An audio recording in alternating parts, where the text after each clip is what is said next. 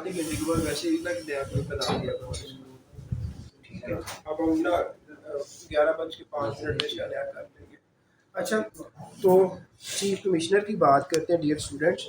किधर गया वो नीला मार्कर था? ये है, बस ठीक है। अच्छा हाँ हाँ, लाल बुक का हम आपको लाल बुक देखो बेयर एक्ट है जो कि आपके मौजूद है उधर आपकी एफबीआर की वेबसाइट पे मौजूद है, लेकिन आप प्रिंट निकालोगे, अगर प्रिंट निकाल सकते हो तो निकाल लो। 1400 रुपये की बुक आ रही है, उसको ले लो अगर आप लेना चाहते हो। अगर नहीं तो जो हमने सेल टैक्स से शेयर किया है उसका प्रिंट निकालो, वो सारी की सारी लाल किताब है, उसमें और कोई चीज़ नहीं है। सही, तो उसका आप प्रिंट निकाल लें और प्रिंट निकाल के उसको यूटिलाइज कर लें। और साथ में आज आपको जो सीए की बुक है राइस है अदारा, उसकी आज मैं शेयर कर दूँ, उसमें से भी मैंने पढ़ाया हुआ है, तो वो भी आपको मिल जाएगा। तो सेल टैक्स आपने इस सारे के सारे पेजेस पढ़ लेने हैं। अगर नहीं बुक लेना चाहते तो इसको यूटिलाइज कर लें आप। ठीक है, अच्छा, तो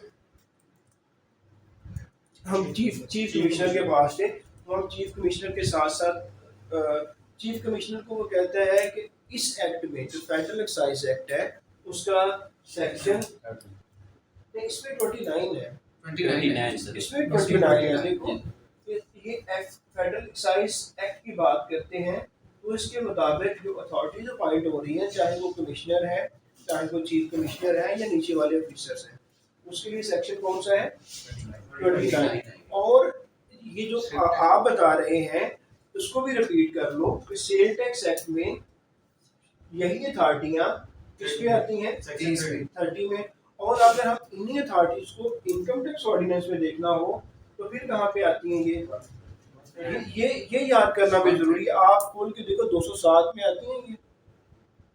We are talking not talking about appellate tribunal. हम पूछ रहे हैं कि ये वाले जो अफसरान हैं जो चीफ कमिश्नर से स्टार्ट होते हैं, फिर कमिश्नर होता है, चीफ कमिश्नर ऐसे करके लिखते हैं CCIR, फिर लिखते हैं कमिश्नर इनलैंड रेवेन्यू, फिर एडिशनल ADCIR, फिर हम लोग लिखा करते हैं डिप्टी कमिश्नर इन DCIR, फिर ACIR, फिर inland revenue officer, inland revenue audit officer, इस तरह करके चल रहे होते हैं ना। तो इनको कहाँ पे लिखा गया है? फेडरल एक्साइज एक्ट में 29 में है, सेल टैक्स एक्ट में 30 में है, इनकम टैक्स ऑर्डिनेंस में 207 देखो क्या है वहां पे, चेक करें जी जल्दी से। 207 देख लें कि क्या 207 में अथॉरिटीज हैं ये वाली, और अगर है तो हम इनको कह दें कि इसको पक्का याद कर लो।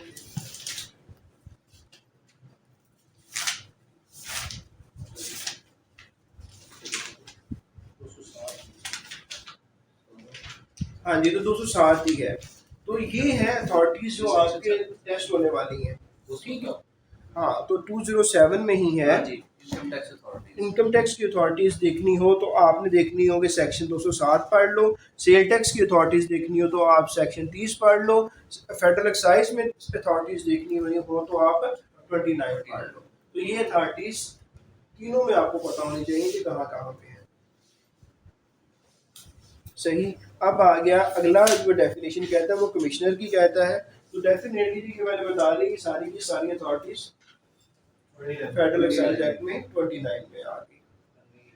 आगे आगे आगे कन्वेंस, यहाँ पे ये बात है नोट करने वाली।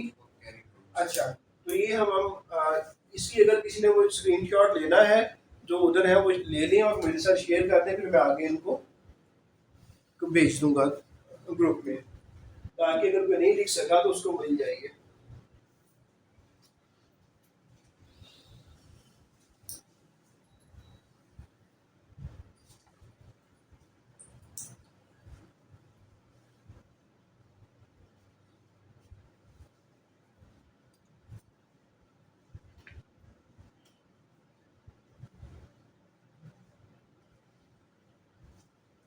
अभी नेक्स्ट आ गया है कन्वेंस। कन्वेंस किसे कहा जाएगा?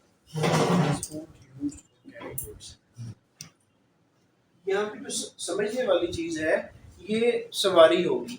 क्या होगी? सवारी,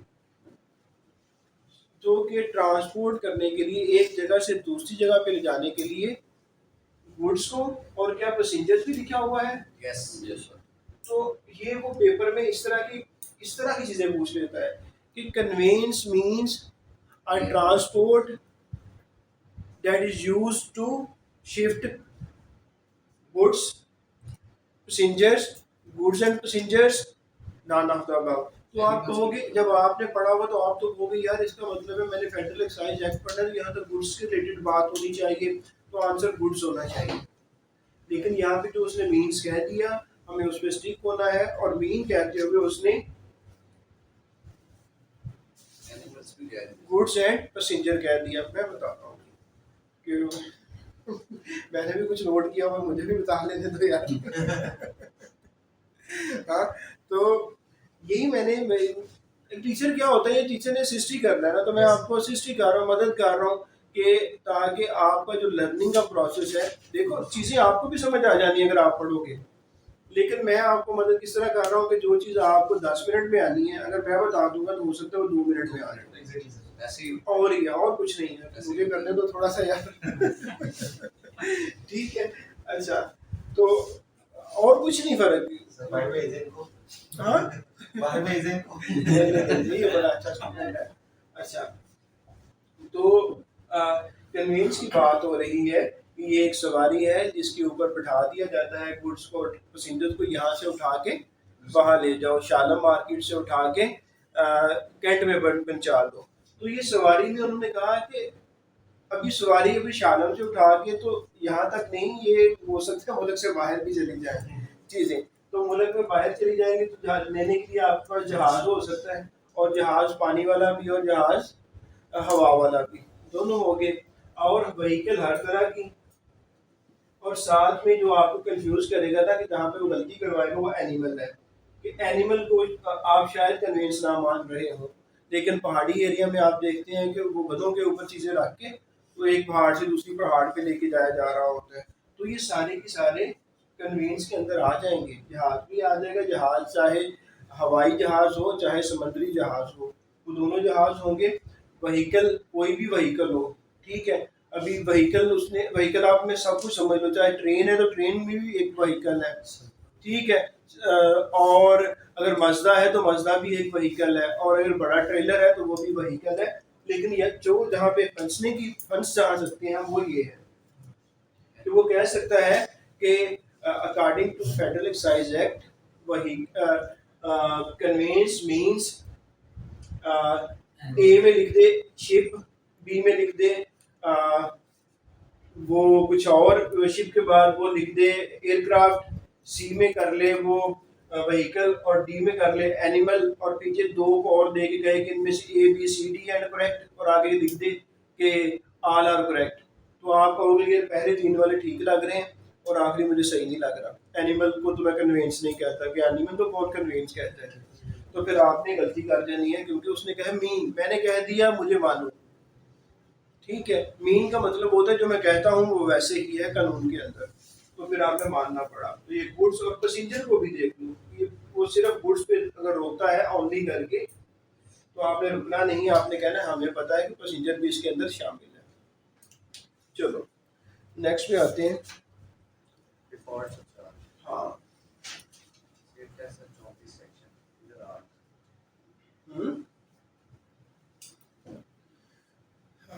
आप आगे भी डिफॉल्ट सरचार्ज, मेरी बात याद रखना, ये डिफॉल्ट सरचार्ज को कौन सा सेक्शन डील करता है, चाहे हमारा इनकम टैक्स ऑर्डिनेंस के अंदर वो सिलेबस में शामिल नहीं है, लेकिन आपको वो सेक्शन याद करना फ़र्ज है आपके ऊपर। इनकम टैक्स ऑर्डिनेंस के सिलेबस में डिफॉल्ट सरचार्ज वाला सेक्शन नहीं शामिल, लेकिन आपने उसका टाइटल याद करना ही करना है, जिस तरह इनकम टैक्स अथॉरिटीज़ का टाइटल याद करना ही करना है, चाहे वो सिलेबस में 207 शामिल नहीं है, लेकिन हम कर रहे हैं, करना है हमने, कि तीनों के अंदर अथॉरिटीज़ कहाँ कहाँ पे आ रही हैं, पेनल्टियाँ तीनों के अंदर कहाँ कहाँ लग रही हैं, डिफॉल्ट सरचार्ज तीनों के अंदर कहाँ कहाँ पे आ रहा है, ये आपने करना है। इवन के कमिश्नर इनलैंड रेवेन्यू के पास अपील वाला जो है वो नहीं है इस इनकम टैक्स ऑर्डिनेंस का हमारे शामिल, वो करना है हमने। अपने ट्रिब्यूनल में अपील कैसे होगी करना है, हाई कोर्ट को रेफरेंस कैसे होगा वो करना है, इनकम टैक्स ऑर्डिनेंस का भी। बात था कि डिफॉल्ट सरचार्ज की। तो ये मैं वही कहा करता हूँ समझाने के लिए कि ये वो चार्ज है, ये वो आपको करंट लगाया जा रहा है, आपसे चीज़ें पैसा लिया जा रहा है कि आपने पैसा इस्तेमाल किया हुआ है कौम का, और कौम का पैसा इस्तेमाल करने की वजह से आपको इंटरेस्ट लिया जा रहा है या आपको किराया लिया जा रहा है आपसे, वो क्या है? Default surcharge. आप पे लाजम हो गया था कि ये पैसे पे करें, ड्यू हो गए थे, ठीक है, ड्यू था फलान डेट को आपने पे नहीं किया, उस डेट के बाद से आप पे क्या लग जाता है? Default surcharge. और डिफॉल्ट सरचार्ज का रेट क्या बताया गया है जी, आप बताएं। 12% है, ठीक है, 12%। तो डिफॉल्ट सरचार्ज का रेट जो है वो क्या होगा? 12% होगा, हाँ, पर एनम होगा, ये बात। तो 12% पर एनम होगा, ये वाली बात कि यहाँ पे वो हमें रिसीव करने की कोशिश कर सकता है कि 12% कब, तो आप कहोगे 12% पर ये पर मंथ भी जा सकता है। वो तो ब्रेक तो जैसे मर्जी कर लो, 1 घंटे का निकाल लो, लाइक अगर आपको 12% साल का पता चल गया ना, तो 365 से डिवाइड कर लो तो एक दिन का आ जाएगा। एक दिन का रेट क्या है? वो 12% डिवाइडेड बाई 365, तो जो भी आएगा वो एक दिन का आ जाएगा। जो एक दिन का आएगा उसको 24 से डिवाइड कर दो तो पर आवर का आ जाएगा, और पर आवर का अगर पर मिनट का रेट भी निकालना है, जो पर आवर का आया उसको 60 से डिवाइड कर दो। तो बीइंग एन अकाउंटेंट ये तो एक एक्सरसाइज है, आप कर सकते हो, लेकिन पेपर में जब वो 12% कहेगा कि ये 12% पर एनम है, सेमी एनुअल है, या क्वार्टर है, या मंथली है, तो आपने उसको क्या देना, दैट इज पर एनम। तो यहाँ पे बात रुक जाएगी। अच्छा, अब जो बात है वो याद करने वाली वो ये है कि default surcharge sale tax act में सेक्शन कौन सा डील करता है, इनकम टैक्स ऑर्डिनेंस में कौन सा डील करता है, और फेडरल एक्साइज एक्ट में कौन सा करता है। तो फेडरल एक्साइज एक्ट में तो अभी हमें वो बता रहा है 8वां, यहाँ पे 34 और यहाँ पे 205, ठीक है। तो ये वाले जो है आपको याद करने फर्ज है आपके ऊपर कि इनकम टैक्स ऑर्डिनेंस में 205, सेल टैक्स एक्ट में 34 और फेडरल एक्साइज एक्ट में 8।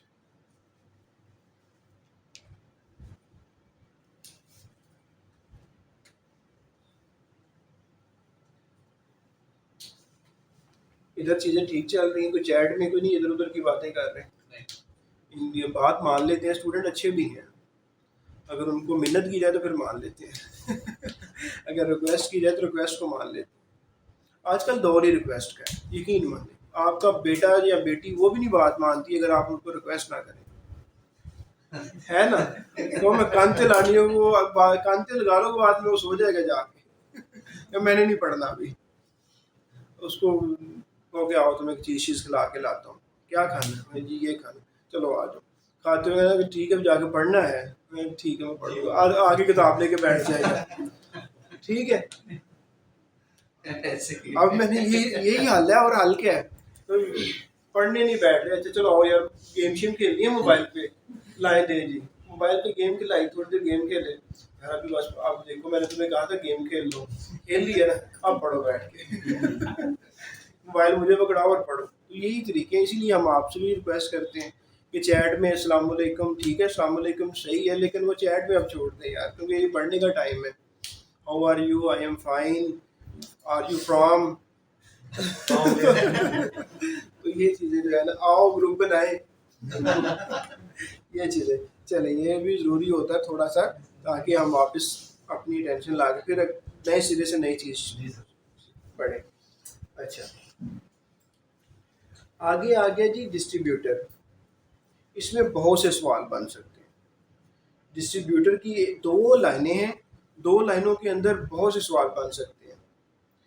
अच्छा, इसमें वो कहता है कि डिस्ट्रीब्यूटर को अपॉइंट कौन करेगा, मैन्युफैक्चरर करेगा। बाकियों में कुछ और था कि डिस्ट्रीब्यूटर जो है वो मैन्युफैक्चर भी कर सकता है, फलां भी कर सकता है, फलां भी कर सकता है, फलां। फेडरल एक्साइज एक्ट में डिस्ट्रीब्यूटर को अपॉइंट करने वाली there is only one authority. ये वो पॉइंट है जो मुझे बताना चाहिए आप लोगों को कि अपॉइंटिंग अथॉरिटी कौन है, मैन्युफैक्चरर। किस एरिया के लिए अपॉइंट करेगा, जवाब होगा स्पेसिफाइड एरिया। ये एक और क्वेश्चन बन गया कि distributor is appointed for a large area, for a specified area, for both large and specified area, none of the above. तो आपका आंसर क्या होगा, एक खास मखसूस इलाके के लिए, स्पेसिफाइड एरिया के लिए। फिर वो कहता है कि डिस्ट्रीब्यूटर जो है वो कमीशन पे चीज़ें उठा रहा होता है, नहीं, टू परचेज। डिस्ट्रीब्यूटर क्या करेगा, परचेज करेगा गुड्स को मैन्युफैक्चरर से, और फिर वो कैसे सेल करेगा, वो करेगा होल सेल डीलर को। तो देखो कितने क्वेश्चन बन गए इसके अंदर, मुझे बताते जाओ जो मैंने पॉइंट अभी बोले हैं। मैं यहाँ पे लिख दूँ कि जो कि पहला बात, पहले ये क्वेश्चन बनाते हैं कि पॉइंट, ये डिस्ट्रीब्यूटर की बात हो रही है जी, ये नोट करें कि डिस्ट्रीब्यूटर के दो लाइनों के अंदर एक पूरी और एक हाफ में 5 क्वेश्चन बन सकते हैं डिस्ट्रीब्यूटर की, ठीक है। वो कौन कौन से बन सकते हैं, और ये याद रखिएगा वो बनाएगा। लेकिन इसके टेस्ट ये होते हैं, मैंने काफ़ी टेस्ट दे दिए, एयरफोर्स में नौकरी कर ली, FBI के इंस्पेक्टर, सीनियर राइटर पास किया, कंपटीशन कमीशन ऑफ पाकिस्तान में एक पोस्ट थी, 4 बंदे चाहिए, दूसरे इंटरव्यू में चला गया, और 2-4 बड़े टेस्ट पास किए जो इनसे बड़े थे। तो कैसे पास किया? तो ये किस तरह होता है कि आप वर्ड बाय वर्ड पढ़ते हो, इसमें कोई मेरी नहीं, बाकी लोग जो भी अल्हम्दुलिल्लाह सारे पास करके आ रहे हैं वो वही होते हैं जो लफ्ज़ बाल लफ्ज़ एक एक लफ्ज़ को पढ़ते हैं, गाइडेंस लेते हैं, समझते हैं चीज़ों को, और उसके बाद वर्ड बाय वर्ड पढ़ते हैं। वर्ड बाय वर्ड अब ये देख लो ना कि ये मैं आपके लिए इसी तरह मैंने किया, मुझे कैसे पता चला क्वेश्चन बन सकते हैं, जब मैंने पढ़ा तो मुझे पता चला कि वो पॉइंट कौन करेगा, मैन्युफैक्चरर करेगा, किस एरिया के लिए होगा, स्पेसिफाइड एरिया के लिए होगा, परचेज करेगा, वो सिर्फ ऐसे नहीं रख देगा, परचेज होंगी। फिर क्या होगा, किससे परचेज करेगा, मैन्युफैक्चरर से परचेज करेगा, और किसको बेचेगा, होलसेल डीलर को बेचेगा। लो बनेगा नहीं क्वेश्चन। जो वर्ड बाय वर्ड पढ़ेगा ना उसके चांसेस जो है, जो एमसीक्यू सिर्फ पढ़ेगा नोट कर ले, वो नहीं होगा। एमसीक्यूज पढ़ेगा वो नहीं होगा, जो जहां से एमसीक्यूज आने हैं, जो सोर्स है, जो ओरिजिन है, जो ओरिजिन को पढ़ेगा वो होगा, ठीक है। तो हम जितनी हेल्प कर सकते हैं हम कर रहे हैं, जितनी मैक्सिमम हो सकती है, कि जो ओरिजिन है हम ओरिजिन की तरफ आपको लेके जाते हैं और ओरिजिन में से चीज़ें निकाल के दे रहे हैं। तो ये भी क्वेश्चन बना नोट कर लो ये वाले। अच्छा, अब तो पॉइंट कौन करेगा, मैन्युफैक्चरर करेगा, किस एरिया के लिए करेगा, स्पेसिफाइड एरिया के लिए होगा। आगे और क्या था, परचेज गुड्स करेगा, और क्या ये परचेज करेगा या कमीशन पे उठा लेगा, ऐसे सप्लायर गुड्स भी उड़ा सकता है, ठीक है। तो ये परचेज करेगा, ठीक है, हाँ, मैन्युफैक्चरर से परचेज करेगा। और क्या क्वेश्चन था इसमें, सेल किसको करेगा, ये होलसेलर। और बस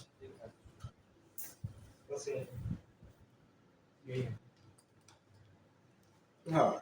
तो ये है डिस्ट्रीब्यूटर। डिस्ट्रीब्यूटर वो बंदा होता है, वो पर्सन होता है जिसको मैन्युफैक्चरर अपॉइंट करता है एक खास एरिया के लिए।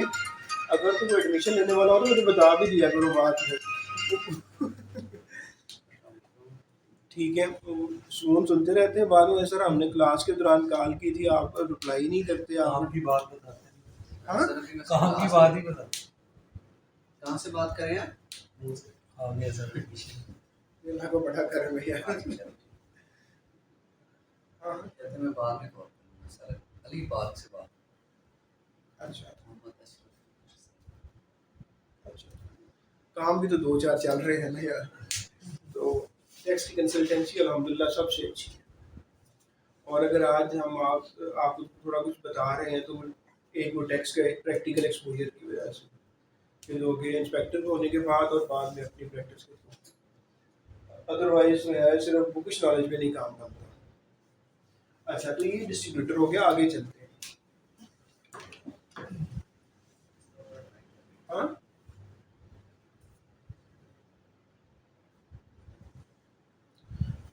आप कुछ कहना चाह रहे हैं, हम आपकी वजह से ऐसे रुक गए। आगे जी ड्यू डेट।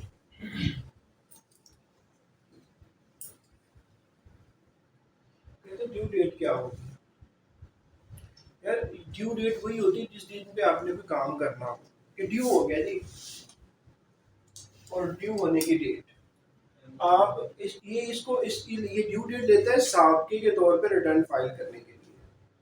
ड्यू डेट को ले जाता है कि रिटर्न फाइल करने की ड्यू डेट क्या है, ये उससे अटैच करता है। ड्यू डेट और भी मुख्तलिफ हो सकती है, लेकिन ये ड्यू डेट की डेफिनेशन को लेके जा रहा है खींच के।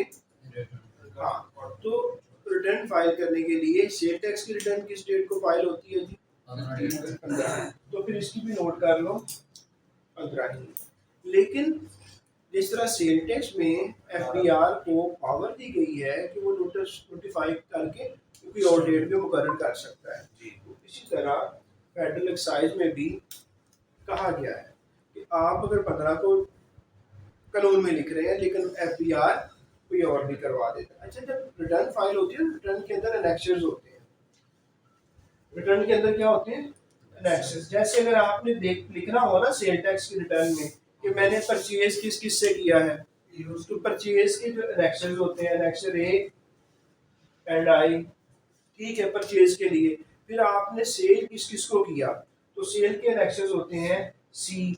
और इसी तरह आपने परचेज किया, कुछ बेच दिया, कुछ नहीं बिका, जो स्टॉक में रह गया उसके लिए एनेक्सर एफ फाइल करना होता है। तो मुख्तलिफ किस्म के रिटर्न के अंदर एनेक्सर्स होते हैं। तो रिटर्न फाइल करने की डेट तो 15 है, लेकिन उन्होंने कहा कि देखो एनेक्सर फाइल करने की भी डेट हो सकती है, और वो एनेक्सर फाइल करने की डेट कौन बताएगा? वो एनेक्सर फाइल करने की मुख्तलिफ डेट दे सकता है। जैसे एनेक्सर सी है, जो भी आपने माल बेचा वो आपने 10 तारीख तक अपलोड करना होता है। ये पेपर में नहीं आएगा, लेकिन मैं बता रहा हूँ कि ये एनेक्सर्स होते हैं। एनेक्सर फाइल करने की डेट डिफरेंट हो सकती है, और रिटर्न फाइल करने की डेट 15 है, लेकिन इसको एफबीआर को पावर दी गई कि वो नोटिफिकेशन के थ्रू इसको बढ़ा सकता है, तो इसको बढ़ा के 18 पे लेके गया होगा। और जैसे ईद आ जाती है 18 को, या पब्लिक हॉलीडेज आ जाती हैं, या कोई और कोविड का इशू आ गया, तो एफबीआर ने क्या किया, इसको पावर थी, इसने रिटर्न फाइल करने की डेट को एक हफ्ता आगे बढ़ा दिया, 18 से भी आगे ले गया। तो एफबीआर, तो ये ड्यू डेट का कुछ इस तरह से है कि ड्यू डेट किसकी तरफ लेके गया। अच्छा, हाँ, तो कौन सा सेक्शन जो है यहाँ पे ये इम्पोर्टेंट है, सेक्शन कौन सा डील करता है? तो सेक्शन नंबर 4 हम पढ़ेंगे आज इंशाल्लाह। कि सेक्शन 4 जो है वो बताता है कि ये ड्यू डेट वगैरह क्या, रिटर्न फाइलिंग के बारे में ये बताता है। कोई स्पेशल चीज़ तो नहीं आ गई इसमें चैट में? भाई मिर्ज़ा मुनव्वर लिख दे बस।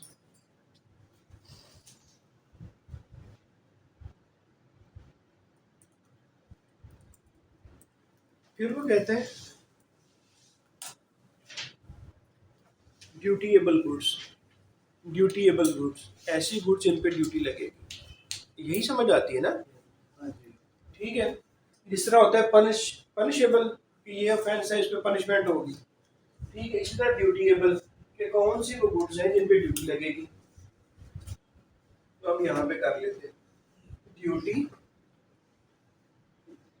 Able goods.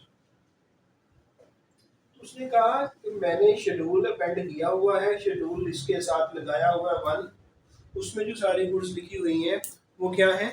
ड्यूटीएबल गुड्स है। ठीक है। और लेकिन जैसे सेल टैक्स में कुछ एग्जेम्प्ट गुड्स का कॉन्सेप्ट था, बिल्कुल था, तो वो सेक्शन 13 था। तो यहाँ पे कुछ एग्जेम्प्ट गुड्स का, अब यहाँ फेडरल एक्साइज एक्ट में उसने कहा कि इसमें जो सारी हैं वो सारी की सारी ड्यूटीएबल हैं, लेकिन एग्जेम्प्ट फेडरल एक्साइज एक्ट की जो एग्जेम्प्ट है वो 16 में लिखी हुई है। तो कहते हैं 16 के अलावा बाकी सारी जो है वो ड्यूटीएबल है। ड्यूटीएबल देखनी है तो कहाँ जाके देख लो? शेड्यूल 1 में जाके देख लो। और एग्जेम्प्ट जो सेल टैक्स एक्ट है उसमें एग्जेम्प्ट 13 के अंदर है। तो इसका अगर आप स्क्रीनशॉट लेना चाहते हैं तो आप ले लें, और स्क्रीनशॉट लेके फिर शेयर कर दीजिएगा। ये आपके मोबाइल से भी हो जाएगा। इतना टाइम नहीं होगा ना मेरे पास। ये नहीं, ये साथ साथ प्रेस करते हैं अभी यहाँ से, ये लास्ट वाला बटन से। अच्छा अच्छा। चलो अगर ऐसे कर सकते हो तो कर लिया करना भाई, जब ये बोर्ड मुकम्मल होता है तो वो हम शेयर कर देंगे। अच्छा जी, तो ये था जी, ये डिस्ट्रीब्यूटर भी हो गया, ड्यू डेट भी हो गई, डिफॉल्ट चार्ज भी हो गया, ड्यूटेबल गुड्स भी हो गया।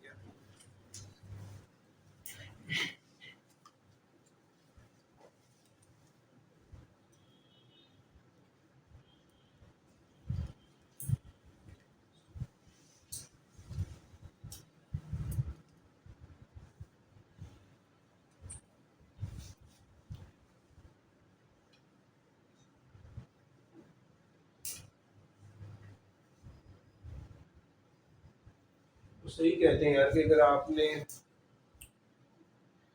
कुछ भी अर्न कर रहे हैं तो उसमें कोई ना कोई एफर्ट और कुछ ना कुछ आप दे रहे होते हैं कि फिर लोग कहते नहीं यार वो मांग रहा है, तो वो तो कुछ नहीं दे रहा, वो अपनी इज्जत दे रहा होता है, जो सेल्फ रिस्पेक्ट है, स्टीम है, वो दे रहा होता है। मजदूर है तो वो बेचारा अपना वो भी इतनी लेबर लगा रहा होता है, तो ये भी कोई आसान काम नहीं, उल्टा सीधा होके पढ़ना पड़ता है। यकीन माने अगर आपने अपनी चीज़ को हलाल करना है ना, तो आप हलाल करने के लिए आपको बड़ी मेहनत करनी पड़ती है। और अगर आप हाँ ये लाया ऊपर से। ला यकीन माने इतना खुश किया कि मैं बादाम खा खा के ना आजकल कि फिर ये ऐसे नहीं मैं खड़ा यहाँ बड़े बादाम खाने पड़ते हैं और फिर आके नहीं तो इंसाफ करने के बगैर बगैर ऐसे गुजर जाओ, कौन सा कोई मसला। ठीक है, आप लोगों को कौन सा पता है कि यार इसमें 5 क्वेश्चन बन सकते हैं, ये नहीं बन सकते, या ये तीनों चीज़ों का कंपैरिजन से डिफ़ॉल्ट इनमें ये सेक्शंस हैं और इनके आपस में कंपैरिजन क्या है, तो तीनों को साथ बताने की क्या ज़रूरत है, जो अभी है वो बता के आगे निकल जाओ। ठीक है, हमने और भी साथ रहा तो 21 नवंबर तक होगा, लेकिन लग पता गया मुझे ये करते करते ना। Sir honesty is the best policy की बात। हाँ यार, इसी को साथ लेके कोशिश कर रहे हैं कि वैल्यू फॉर मनी दें यार, कि लोगों ने जो एक्सपेक्टेशन की है, जो देखो जो गलती से मुझसे हो जाए लेकिन इरादतन मैं ना करूँ, इंटेंशनली ना हो, गुड फेथ के साथ लगा रहा हूँ और मेहनत करके। उस दिन आप लोग शायद इधर, मैं उधर इधर पढ़ते पढ़ते सो गया चेयर के ऊपर ना, तो फिर जैसे मुझे आया मैं फिर उठ के ना चक्कर लगाते हुए पढ़ना शुरू कर दिया। मैंने कहा यार ये, क्योंकि जो मेन जो जिसलिए आप आ रहे हो, आप मेन पॉइंट के लिए आ रहे हो, तो मैं मेन पॉइंट ही ना दूंगा आपको जेनेरिक। मैं पढ़ा रहा हूँ इनकम टैक्स और पढ़ाते पढ़ाते मैं आपको कॉन्स्टिट्यूशन ऑफ पाकिस्तान पढ़ाने चला जाऊँ ठीक है, तो उसका क्या फायदा हुआ यार।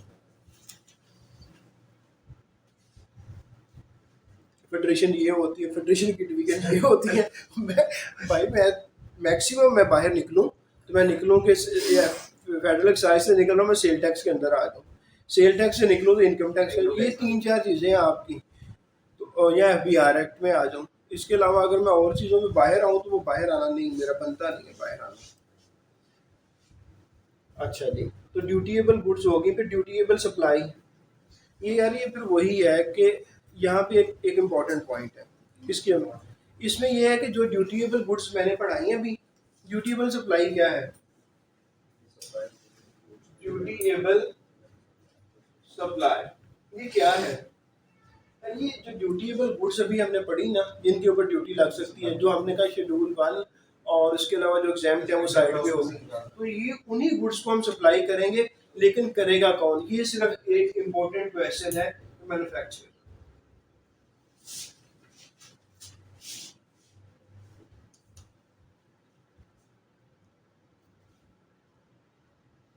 ठीक हो गया, ये इम्पोर्टेंट है, जो एक पॉइंट है कि वही ड्यूटीएबल गुड्स जो हमने पढ़ा उनकी सप्लाई करेगा, जो बेचेगा उनको, ठीक है, और बेच कौन रहा होगा, वो मैन्युफैक्चरर होगा, तो उसको ड्यूटीएबल सप्लाई कहा जाएगा।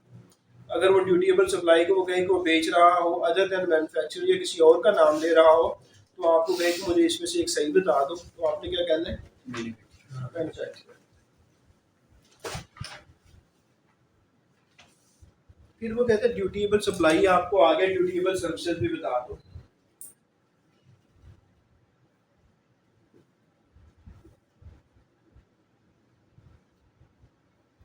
तो ड्यूटीएबल सर्विसेज जो है ना, उसने कहा वो वाली सारी सर्विसेज जो शेड्यूल 1 में लिखी गई हैं। जिस तरह मैंने ड्यूटीएबल गुड्स के बारे में कहा था कि शेड्यूल 1 में जो जो भी गुड्स लिखी हुई हैं वो ड्यूटीएबल हैं। अभी किसी ने अगर कहना कि सर मुझे बता दो कि वो कौन सी हैं, तो कम से कम 15-20 पेजेस के इससे ज़्यादा का शेड्यूल 1 है। तो आप सिर्फ व्यू लेने के लिए देख लेना, वहाँ पर सिगरेट, नस्वार, बीड़ा, मुख्तलिफ एरिगेटेड वाटर्स, ये सारी चीज़ें उसके अंदर होंगी, और भी बहुत सारी चीज़ें होंगी, वो आप वहाँ से दे सकते हैं। तो ड्यूटीएबल सर्विसेज में भी शेड्यूल 1 में जाके देख लो। शेड्यूल 1 में जाके जो अपेंडेड है इसके साथ, उसमें जाके देख लो कि कौन सी वाली ड्यूटीएबल सर्विसेज है, और जो एग्जाम्प्ट है वो देख लो आप जाके सेक्शन 16 में। तो एग्जाम्प्ट को आप निकाल दो साइड पे, ठीक है, और उसके अलावा ये सारी की सारी कौन सी हो जाएंगी, ड्यूटीएबल हो जाएंगी। अच्छा, फिर आगे ड्यूटी। तो ड्यूटी क्या है, इन ये ड्यूटीएबल गुड्स और ड्यूटीएबल सर्विसेज को बेचते हुए, ऑफर करते हुए जो फेडरल एक्साइज ड्यूटी जमा करोगे, जो अमाउंट बनेगी, जो सम बनेगा, बेसिकली इट इज अ सम। सम को बेच के जो पैसे इकट्ठे हुए, जो सम बना, वो सम जो है वो ड्यूटी है, ठीक है, वो आपने पे करना है। और इसमें एक बात वही होता है कि वो कहता है कि इसके अंदर जीरो रेट को भी आप शामिल करोगे। इसमें भी जीरो रेट का कॉन्सेप्ट है। अभी जीरो रेट का कॉन्सेप्ट यहाँ पे भी है और उधर भी है, ठीक है। तो यहाँ पे जब आएगा तो वो भी देख लेंगे। और वहाँ पे क्या था सेल टैक्स एक्ट में, सेक्शन 4, और इसमें कौन सा होगा, 4 है या 5 है, कौन सा है जी, 5 होगा। ठीक है। तो ये 4 है या 5 है, ये आपको बता देते हैं। तो सेक्शन 5 है जी, ठीक है। तो सेल टैक्स एक्ट में सेक्शन 5 है, और एफईडी में, फेडरल एक्साइज एक्ट में 5 है। ये याद रखना, ये भी जरूरी है। और जो शेड्यूल है सेल टैक्स एक्ट में जीरो रेट का, वो 5 है, सही। तो ये शेड्यूल भी याद रखना जरूरी है, सही है। तो इसको आप लेके आगे चलेंगे। ड्यूटी ड्यू, तो ड्यूटी ड्यू क्या होगी, कि ड्यूटी जो है अब पे करना जरूरी हो गई है। ड्यूटी ड्यू, कि जनाब ये ड्यूटी है, आप पे करें। तो जिस तरह सेल टैक्स एक्ट में ड्यूटी ड्यू कब होती थी, जब रिटर्न फाइल करनी होती थी, वही होती थी ना। तो यहाँ पे भी ड्यूटी ड्यू कब होगी, जब आपने रिटर्न फाइलिंग करने की डेट है, उस डेट को ड्यूटी क्या हो जाएगी, ड्यू हो जाएगी। ड्यू मीन अब काम करना आप पे फर्ज है। After actual date, actual date तो पता ना डेट दी है उससे तो नहीं नहीं, वो ड्यू नहीं है, ड्यू तो 15 को होगा। वो डिफॉल्ट। आप चीज़ों को मिक्स कर रहे हो। वो डिफॉल्ट वगैरह को जब कैलकुलेट करना है ना, कि नहीं करते थे, तो फिर डिफॉल्ट पड़ेगा। डिफॉल्ट कब पड़ेगा, जिस दिन को ड्यू थे उससे अगले दिन से, वो ये चीज़ है। ड्यू कब हुई है, at the time of filing the return. हाँ जी, फर्निशिंग द रिटर्न। एस्टेब्लिशमेंट की बात होती है, तो एस्टेब्लिशमेंट में 5 चीज़ों को उसने बनवाया है हमें। एस्टेब्लिशमेंट मैं किसे कहूँगा, एस्टेब्लिशमेंट।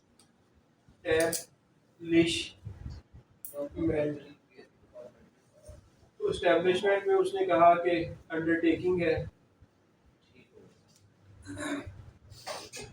ठीक है, कंपनी है, इंडिविजुअल है,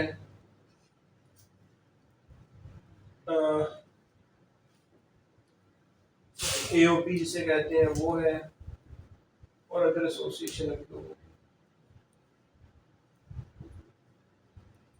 ये सबको जब भी आएंगे तो समझा जाएगा क्या है ये, इस्टेब्लिशमेंट है। अब आगे नेक्स्ट है फैक्ट्री। फैक्ट्री के बारे में बस जो याद रखने वाला है वो तो आपको सबको पता होगा कि जो भी मैन्युफैक्चरिंग का काम कर रहा होगा उसे क्या कहेगा, वो फैक्ट्री। मैन्युफैक्चरिंग कर रहा होगा उसे कह देगा कि ये फैक्ट्री है। लेकिन जो एक्टिविटीज रिलेटेड या कनेक्टेड टू मैन्युफैक्चरिंग भी है, वो भी क्या होगा, related to or connected to manufacturing है वो भी क्या हो जाएगा, फैक्ट्री हो जाएगा। तो ये जी ये हो गया dutiable supply, dutiable services, duty, duty क्या है सम में, ड्यूटी ड्यू, ड्यू जब फर्निशिंग ऑफ रिटर्न, नीचे वाला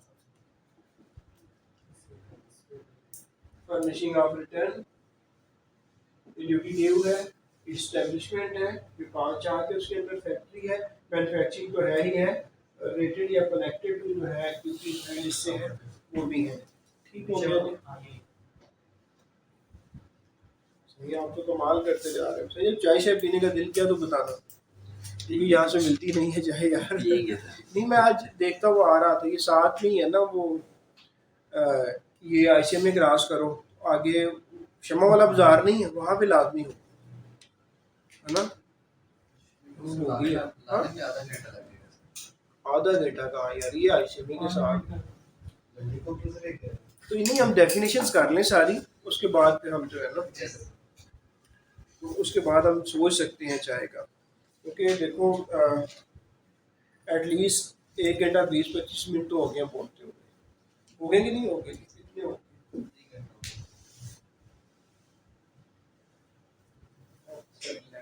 बड़ा चाय। मैं घर जाता हूँ तो बच्चे कहते हैं बोलो ना तो यार मैं बोलना नहीं चाह रहा, बीच में बोल बोल के साथ में।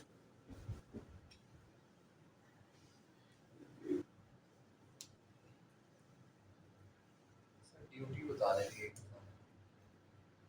ड्यूटी यार, ड्यूटी क्या है, एक सम है, एक पैसों का मजमूआ है जो कि आपने इकट्ठा किया हुआ है, जो कि आपने देना है। फेडरल एक्साइज एक्ट के अंदर जो है ना वो सारी की सारी अमाउंट जो सम है जो आपने चार्ज किया और इकट्ठी होती है। सम मीन सम ऑफ रुपीस, ठीक है, कलेक्शन वाला। अच्छा तो अब आगे फैक्ट्री को पढ़ लिया तो हाँ, तो यहाँ ऑफिसर इनलैंड रेवेन्यू में ना यहाँ पे एक बहुत ही इंपॉर्टेंट और बारीक पॉइंट है जो कि हमने जो कि चेकिंग के पॉइंट ऑफ व्यू से यूज हो सकता है।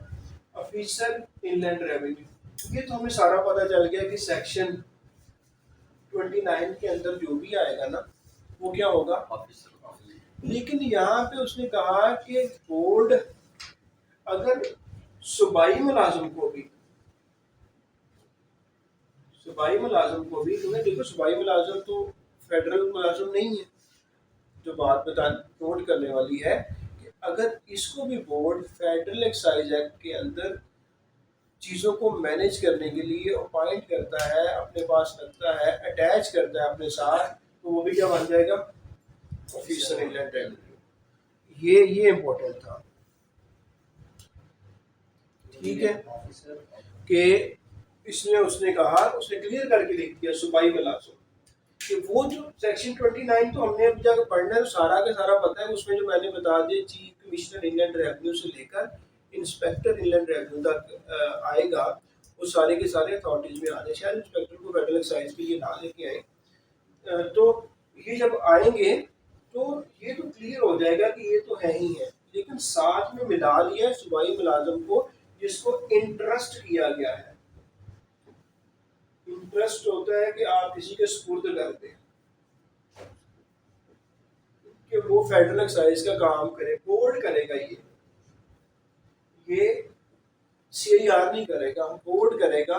उसने इंटरेस्ट कर दिया सूबाई मुलाजिम को कि एक्साइज वाला काम भी तुम करो फेडरल एक्साइज एक्ट के अंदर रहकर, तो फिर जो ये काम होगा जो सुपुर्द किया गया वो बंदा भी ऑफिसर इनलैंड रेवेन्यू की डेफिनेशन में आ जाएगा।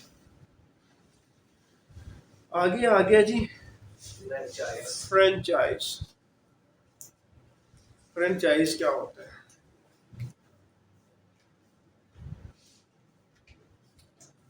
एक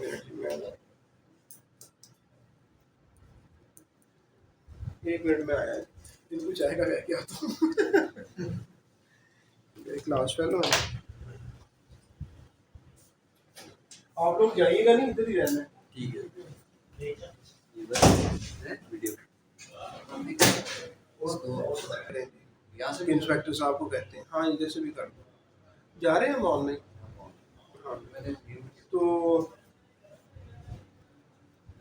सेक्रेटरी था एक्साइज के मिनिस्टर का, उसको कहा कि जनाब वो खुद एक्साइज वाले घर दे के आ गए जी ये ले। तो फिर मैंने को मज़ा आता कि यार ये काम हुआ है यार। अदरवाइज वो कहते थे कि 40,000 रुपया दो फिर आपके जो है ना सोचेंगे। तो ये फ़ायदा तो मिल जाता है, फ़ायदा सोशल रिस्पेक्ट की सूरत में मिल गया। अच्छा यार ये दूसरा मार्केट किधर है, नीचे वाला ये पड़ा। फ्रेंचाइज क्या होती है सबको पता है यार। जोन की फ्रेंचाइज बड़े बड़े ब्रांड जो हैं जो इंटरनेशनल मैकडोनल्ड KFC वगैरह। KFC, तो इसमें आपको फिर पता चल रहा है कि फ्रेंचाइज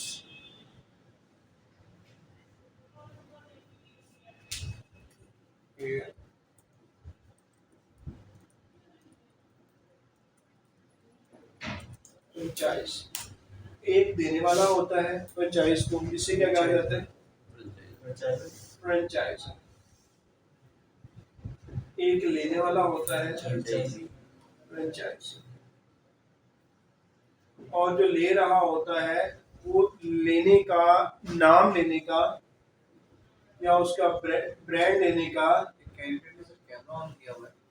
सिर्फ काइंडली जो कैंडिडेट जिन्होंने कैमरा ऑन किया है प्लीज़ वो अपना कैमरा ऑफ कर दें। अगर उनको नहीं करना आ रहा या वो गलती से है जो कुछ भी उसको प्लीज़ ऑफ कर लें, किसी से हेल्प ले लें, वो ऑफ हो गया।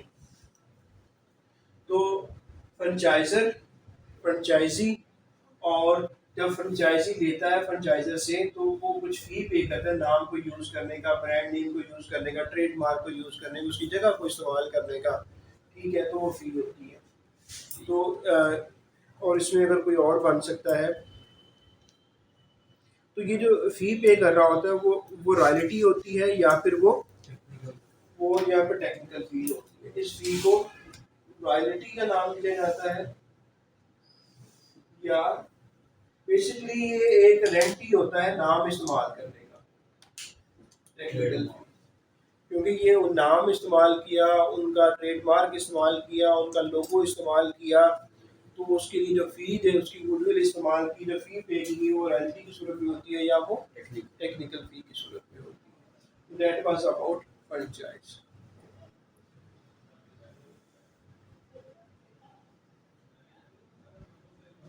गुड्स जी, गुड्स फिर अगेन वही बात आ गई कि वही जो शेड्यूल 1 में है और जो टैरिफ एरिया में पैदा की गई हैं, अभी टैरिफ एरिया भी जाके आके आ जाएगी, ठीक है, और या फिर वो नॉन टैरिफ एरिया में पैदा की गई हैं। साफ अल्फाज से जाहिर हो रहा है कि टैरिफ एरिया जहाँ पे टैक्स लग रहा है फेडरल एक्साइज वाला, नॉन टैरिफ जहाँ पे जिस इलाके में नहीं लग रहा वो नॉन टैरिफ हो गया। तो जो टैरिफ में पैदा की गई हैं या नॉन टैरिफ से कन्वेंस के ऊपर उसको लादा गया, उसको लोड किया गया और लोड करके टैरिफ वाले में ला लिया गया, ऐसी गुड्स सिवाय वो गुड्स के जो कि एग्जेम्प्ट है।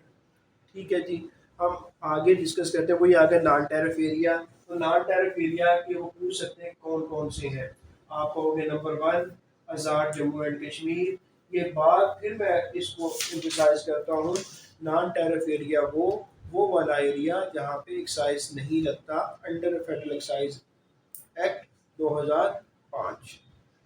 तो वो कौन कौन से एरियाज हैं? आज़ाद जम्मू एंड कश्मीर है, नादरन एरियाज हैं, और तीसरा वो कह रहा है एनी अदर एरिया, जिसको बोर्ड कहते हैं, एनी अदर एरिया जो कह दिया जाए, तो ये वो कह दिया। नॉन टैरिफ एरिया भी हो गया, गुड्स भी होगी, और फिर टैरिफ एरिया क्या होगा उसको भी साथ ही कर लेते हैं कि टैरिफ एरिया फिर क्या होगा। ऐसा एरिया, टैरिफ एरिया हो गया ऐसा एरिया जो कि नॉन टैरिफ नहीं है, वो सारे का सारा, जो नॉन टैरिफ नहीं है वो सारे का सारा टैरिफ एरिया है। ठीक है, आगे डेफिनेशन कौन सी है? Goods insurance. तो इंश्योरेंस क्या होती है सबको पता है कि अल्लाह ना करे कोई नुकसान होता है, जो चीज़ें इंश्योर्ड होती हैं तो इंश्योरेंस वाले आके कुछ कंपनसेशन दे देते हैं। ठीक है। तो गुड्स इंश्योरेंस के दरमियान उसने तमाम तरह की इंश्योरेंस का नाम ले दिया। मैं बता देता हूँ, आग लगने से अगर कोई चीज़ ख़राब होती है, फायर इंश्योरेंस। समंदर में चीज़ें जा रही हैं, मरीन इंश्योरेंस। चोरी हो जाती है तो थेफ्ट इंश्योरेंस। अल्लाह ना करे एक्सीडेंट होता है तो एक्सीडेंट की insurance and such other miscellaneous insurance. तो हर तरह की इंश्योरेंस को उसने शामिल कर दिया, समंदर वाली भी कर दिया, एक्सीडेंट भी कर दिया। समुद्र वाली कौन है? यार देखो, शिप पे ऊपर चीज़ें आपने लोड की और शिप को आपने डिपार्ट करवा दिया कि अमेरिका चले जाओ। तो मरीन के दौरान अगर अल्लाह ना करे कोई वहाँ पे नहीं पहुँच पाती, समंदर में कुछ भी हो जाता है, तो फिर वो गायब हो जाता है शिप, तो वहाँ पे फिर इंश्योरेंस क्लेम कर सकते हैं। थर्ड नंबर क्या लिखा है? नॉन टैरिफ का आपने? ये वाला नॉन टैरिफ का थर्ड नंबर। तो ये पहली अगर हाँ हाँ हैंड राइटिंग थोड़ी सी खराब है यार। हो गई है, हाँ हो गई होगी है। हाँ हाँ। तो आगे जनाब इंपोर्ट एंड एक्सपोर्ट, तो सबको पता है कि इंपोर्ट एंड एक्सपोर्ट क्या है।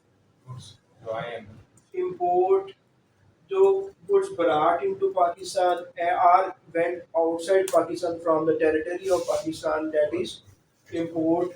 Import brought in और export sent out, बाहर भेजी गई। Import and export. So I think there is no need to further clarification of import and export, क्योंकि हर बंदे को पता है कि जो और माशाल्लाह आप तो फिर पढ़े हैं। अब आगे काइबोर, सबको पता है इसका भी क्योंकि हमने इसको काफ़ी दफ़ा डिस्कस कर लिया। काइबोर के for KIBOR, Karachi interbank offer trade. बात वही है कि ये होगा कब, फर्स्ट डेट जो होगी first day of her quarter की फाइनेंशियल फाइनेंशियल ईयर की। तो ये हो सकता है कि ये पूछे जा सकते हैं इसमें से क्वेश्चन कि काइबोर जो कौन सी डेट को, जो पहली तारीख को जी हर क्वार्टर की एक फाइनेंशियल ईयर की। फाइनेंशियल ईयर पाकिस्तान में आपको पता है 1/7 से स्टार्ट होता है, लाइक अब 2021 को स्टार्ट हो चुका है और 30 से 2022 को इंशाल्लाह ये खत्म होगा। ये फाइनेंशियल ईयर है, ये 12 महीनों का ड्यूरेशन है। इसको 4 पे डिवाइड कर दो तो हर 3 महीने जो होंगे वो एक क्वार्टर होगा। हर 3 महीने का पहला दिन जो होगा उस डेट को जो काइबोर होगा ये कराची इंटरबैंक ऑफर रेट होगा। ये है वो बात करना चाह रहा हूँ।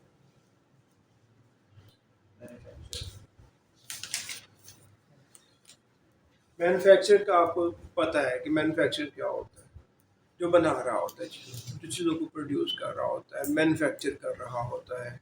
ठीक है, तो लेकिन यहाँ पे एफबीआर क्या करता है, चीज़ों को और ज़्यादा मैन्युफैक्चर की डेफिनेशन में लाने की कोशिश करता है, कि सबको जफ्फा डालने की कोशिश करता है कि इसको भी ले आओ अंदर, इसको भी अंदर ले आओ मैन्युफैक्चर में। तो यहाँ पे उसने इवन की जो पैक कर रहे हैं चीज़ों को, पैकिंग वालों को भी कह दिया ये मैन्युफैक्चर है। बाकी तो आपको देखती समझ आ जाएगी ये है या नहीं, लेकिन पैकिंग वालों को आप शायद समझोगे कि हम इसको समझ लेते हैं कि ये नहीं है, लेकिन वो चीज़ों को पैकिंग कर रहे होते हैं, रीपैकिंग कर रहे होते हैं।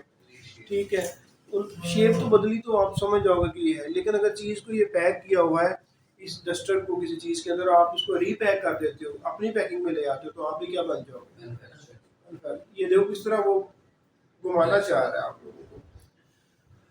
ये तो हो गया नॉर्मल चीज़ों के लिए। अब आज जो सिगरेट वाले और नस्वार वालों के पास, वो उनको मैन्युफैक्चर कैसे कहते हैं, नोट करें जी, या आप उसको अपना ध्यान दें। कहते हैं मैन्युफैक्चर में जो बंदा प्रिपेयर कर रहा है सिगरेट को वो भी मैन्युफैक्चरर होगा, जो बंदा सिगार बना रहा है वो भी मैन्युफैक्चरर होगा, जो चैरोट्स बना रहा है, तो कहते हैं ओपन सिगरेट्स होती है जिसके अंदर सिगरेट भरा जाता है तो वो भी बना रहा है। अभी ये वो सिगरेट वाला सही बता सकता है कि ये क्या क्या कुछ है। ठीक है, हाँ तो बीड़ी, जो बीड़ियाँ बना रहा है, बीड़ी क्या होती है जी, बीड़ी कराची के अंदर हाँ, तो बीड़ी जो बनाते हैं वो बीड़ी वाला भी, सिगरेट और हुक्का, हुक्का का जो पाइप बना रही, सिगरेट पाइप और हुक्का टोबैको ये जो बना रहे हैं ये सारे के सारे मैन्युफैक्चर हैं। फिर च्युइंग टोबैको ये कौन सा होता है, जो कुछ तंबाकू को कह रहे हैं वो आप चीगम की तरह च्युइंग भी कर सकते हैं, तो वो वाला जो बना रहे हैं वो भी है, सुपारी भी, हाँ छालिया स्नफ, ये वो स्नफ जो है वो स्नफ जो वो कहते हैं नाक में जो लेते हैं स्नफ सी होती है, वो सूंघने वाली जो है वो भी, वो नहीं एक वो बड़ी वाली वाली लेकर नहीं आ रही जो अक्सर हमारे पीएम के साथ लोग अटैच करते हैं, वो वाली नहीं कि ये स्नफ की आम सी चीज होगी। ये कौन सी होती है जी, ये है आइडिया बता दे खैर। सर ये जो सुनते हैं आई शेड से कहते हैं, जो इधर रख कर सुनते हैं ये अच्छा, तो ये वही दूसरी आदमी जो है, सॉल्यूशन वगैरह भी कुछ तो ये वो चीजें हैं जी कि जिन पे एक्साइज ड्यूटी लगेगी, ठीक है। फिर वो कहता है कि अगर आप प्रिपेयर करते हो अनमैन्युफैक्चर्ड टबैको, उसको खुशक करते हो, उसको कट करते हो, उसको थ्रेशर पे चलाते हो रॉ टबैको को, ये सारे के सारे क्या होंगे, इसका मतलब क्या हुआ, जो किसान है जो सारा कुछ कर रहा है वो भी मैन्युफैक्चरर बन गया। क्योंकि हम लोग बड़े होते थे उस वक्त तो हम देखा करते थे, छोटे होते तो हम बड़ों को देखते थे कि वो खड्डा खोदते थे जमीन में, तम्बाकू ला के सारे का सारा उसके अंदर फेंकते थे, फिर उसको वो सारे के सारे क्या है, वो मैन्युफैक्चरर है और आके फेडरल एक्साइज में रजिस्टर्ड हो आपके टैक्स पे। बेसिकली वो गवर्नमेंट इसकी कंजम्पशन कम करना चाहती है कि लोग सिगरेट कम पिए और टैक्स लगाते हैं, तो लोग नहीं मना होते, तो वो टैक्स बढ़ाए जा रहे हैं, इसलिए कहते हैं और कुछ बढ़े ना बढ़े। बजट के अंदर सिगरेट क्या होती है, सिगरेट लाजमी बढ़ जाती है, क्योंकि उस पर टैक्सेस और बढ़ा दिए जाते हैं कि यार सिगरेट को कम इस्तेमाल करो।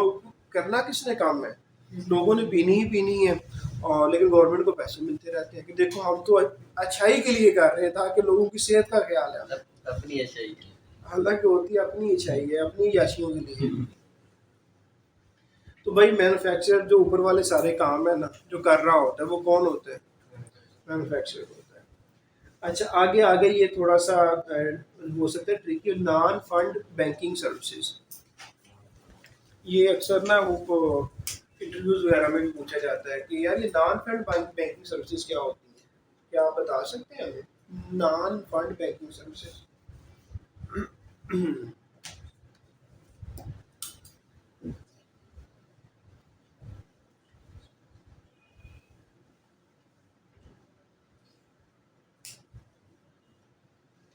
इसको ना एक दफ़ा डिसकंटिन्यू करते हैं रिकॉर्डिंग को और फिर हम दोबारा से रिकॉर्ड स्टार्ट करते हैं, करते बंद इसको छोटा बन जाएगा ना एक